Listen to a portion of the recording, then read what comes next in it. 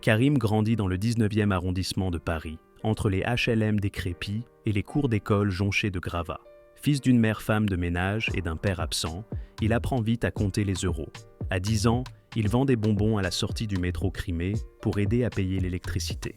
Un soir, en regardant les vitrines illuminées de la rue du Faubourg Saint-Honoré, il se promet « Un jour, ces luxes raconteront mon histoire ». Au collège, Karim se réfugie à la bibliothèque municipale. Un bibliothécaire, touché par sa curiosité, lui offre un vieil ordinateur portable. Il découvre YouTube, les tutoriels de code et dévore des biographies comme celle de Bernard Arnault. Le luxe n'est pas un hasard, c'est une stratégie, note-t-il dans un carnet.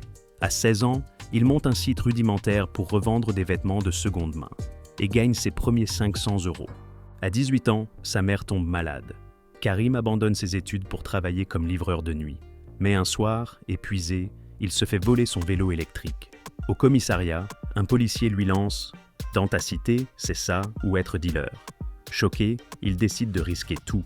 Il vend ses dernières affaires pour acheter un nom de domaine, Luxétique, une plateforme de revente de sacs de luxe authentifiés. Ses premières ventes décollent sur Le Bon Coin, mais un client l'accuse de vendre des contrefaçons et porte plainte. Karim passe 48 heures en garde à vue, son ordinateur saisi. « Je n'ai plus rien », sanglote-t-il. Un avocat commis d'office, ancien enfant des quartiers modestes comme lui, croit en son innocence et l'aide à récupérer son matériel. La leçon est brutale. Le luxe exige une rigueur impitoyable. Karim s'associe avec une experte en authentification de luxe, rencontrée sur un forum en ligne. Ensemble, ils lancent Luxétique 2.0. Chaque produit a un QR code traçant son histoire. Pour financer le projet, Karim poste des vidéos TikTok sur les dessous cachés du luxe. En 6 mois, il atteint 100 000 abonnés. Une investisseuse de la Silicon Valley le contacte après avoir vu une de ses vidéos. L'investisseuse propose 200 000 €, mais exige qu'il quitte Paris pour San Francisco. Karim hésite. Partir, c'est trahir ses racines. Une nuit, il erre dans le parc des Buttes-Chaumont et croise un SDF qui lui dit « Le succès, c'est pas une adresse, c'est ce que tu laisses derrière toi ». Le lendemain, il refuse l'offre et lance une campagne de crowdfunding. En 48 heures, 500 petits investisseurs, dont ses anciens voisins, lèvent 150 000 €. Luxétique devient la référence pour les millénials amateurs de luxe éthique. Karim embauche 10 personnes, dont des jeunes de son quartier formés au e-commerce. En 2021, il signe un partenariat avec LVMH pour recycler leurs invendus. « Vous êtes la preuve que le talent ignore les codes postaux », lui écrit Delphine Arnault. Mais Karim reste lucide. « Je suis un intrus qui a appris à parler leur langue ».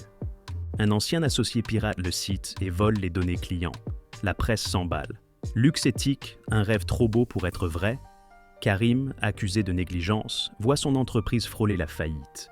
Pendant des mois, il répond personnellement aux clients en colère, rembourse sur ses fonds propres. Un article du Monde titre finalement « L'éthique, même en chute, reste debout » et sauve sa réputation.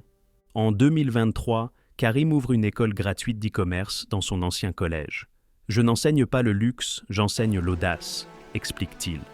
Parmi ses premiers élèves, le fils du policier qui l'avait humilié autrefois. Sur le mur de l'école, une phrase résume tout. Le vrai luxe, c'est de transformer ses cicatrices en tremplin. Aujourd'hui, Karim siège au Conseil économique de Paris. Dans ses discours, il répète « La pauvreté n'est pas une fatalité, c'est un système, et les systèmes peuvent être piratés ». Son histoire, racontée dans les cités et les écoles de commerce, rappelle que la réussite n'est pas une question de départ, mais de combats intérieurs. On est dans l'ombre, mais on choisit d'y allumer une lumière. Abonnez-vous pour plus d'histoires inspirantes comme celle-ci. Merci d'avoir regardé cette vidéo jusqu'à la fin. À la prochaine. Bye.